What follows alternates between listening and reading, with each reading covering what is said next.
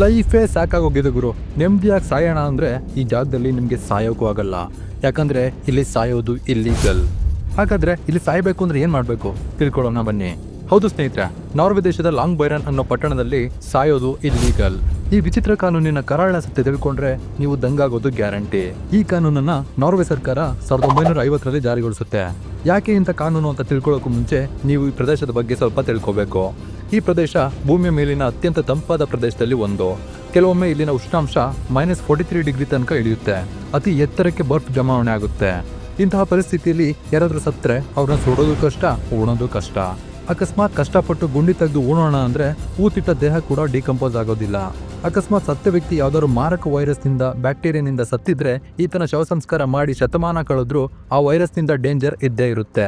ಹಾಗಾಗಿ ಈ ಪ್ರದೇಶದಲ್ಲಿ ಯಾರಿಗಾದ್ರೂ ಆರೋಗ್ಯ ಹಾಳಾದ್ರೆ, ಸಾಯೋ ಪರಿಸ್ಥಿತಿ ಬಂದ್ರೆ ಮುಂಚಿತವಾಗಿ ಊರು ಬಿಟ್ಟು 2000 ಕಿಲೋಮೀಟರ್ ದೂರಕ್ಕೆ ಹೋಗಿ ಅಲ್ಲಿ ಸಾಯೋಕ್ಕಾದ್ರೂ ಸಾಯ್ಬೋದು, ಬದುಕೋಕ್ಕಾದ್ರೂ ಬದುಕ್ಬೋದು.